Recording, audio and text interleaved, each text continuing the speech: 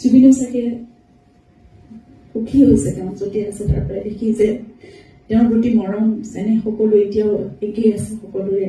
পশ্চিমবংগত নিৰ্মাণ হবলৈ গৈছে জুবিনদাৰ এখন ছবি যাৰ নাম থলে লাভ ইউ জুবিন দা বুলি। আৰু সেই ছবিখনৰ পোষ্টাৰ মুকলি কৰি গৰিমা নবৌয়ে কি মন্তব্য আগবঢ়ালে আপোনালোকে এই ভিডিঅ'টোত চাওক যে গৰিমা বৌয়ে সেই পোষ্টাৰখন মুকলি কৰি পশ্চিমবংগত এই জুবিনদাৰ ছবিখন মুকলি হ'বলৈ গৈ আছে, কিন্তু সেই ছবিখন গৰিমা বৌয়ে প্ৰথমবাৰৰ বাবে মুকলি কৰি সকলো ৰাইজৰ আগত কি মন্তব্য কৰিলে আপোনালোকে ভিডিঅ'টোত শুনক।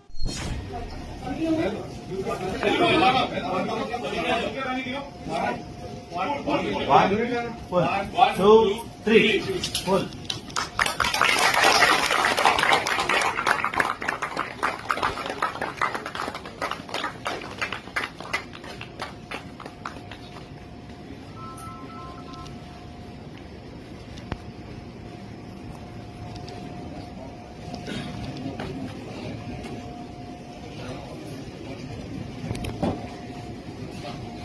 আজি মাতি আনি আৰু মোৰ স্বামী জুবিনৰ নামত তেওঁলোকে এখন ছবি কৰিবলৈ লৈছে।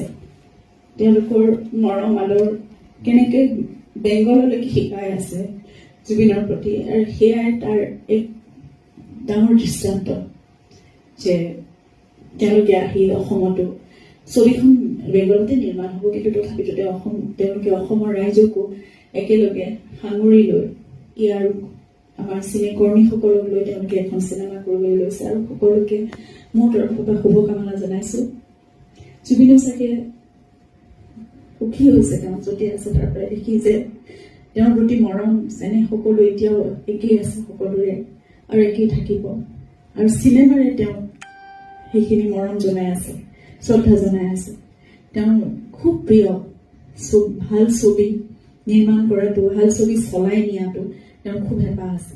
গতিকে অসমীয়া চিনেমাক লৈ তেওঁৰ যি সপোন আছে বা ভাৰতৰ চিনেমাক লৈ যি সপোন আছে সকলোবোৰ এনেদৰে অব্যাহত থাকক আৰু অসমৰ চিনেমা কৰ্মীসকলে ভাল ভাল কাম কৰি অসমীয়া ছবি জগতকে বিশেষ পৰ্যায়লৈ লৈ যাওক, যিটো তেওঁৰ সদায় সপোন আছিল। আমি সকলোৱে মিলি সেইখিনি কৰিব লাগিব। সেয়া তেওঁৰ আদৰ্শ, তেওঁৰ সপোনক আমি সাকাৰ ৰূপ দিব লাগিব। সেইখিনি আমি প্ৰতিশ্ৰুতিবদ্ধ হৈ একেলগে যদি কাম কৰি যাওঁ নিশ্চয় সেইখিনি সকলো সপোন পূৰ হ'ব। আৰু অসমীয়া চিনেমা সেই এতিয়া 90 বছৰ গৰকি যোৱাৰ পিছত শতবৰ্ষই গৰকিব হ'ল, এই সময়ত সেই পৰ্যায় লাভ কৰি এটা উদ্যোগো প্ৰতিষ্ঠা কৰিব। আৰু আমি সকলোৱে মূৰ দাঙি থিয় হৈ ক'ব পাৰিম যাতে জয় অসমীয়া ছবিৰ, জয়টো অসমীয়া চিনেমা, সেই কথাষাৰ আমি খুব গৌৰৱেৰে ক'ব পাৰিম। জুবিনলৈ সদায় সেইখিনি মৰম আদৰ আপোনালোকৰ আছে। তেওঁ এনেদৰে কামৰ মাজেৰে, তেওঁ কৰ্মৰাজিৰ মাজেৰে, সৃষ্টিৰাজিৰ মাজেৰে তেওঁ অমৰ হৈ থাকক, সেয়া আমাৰ সকলোৰে প্ৰাৰ্থনা। ধন্যবাদ।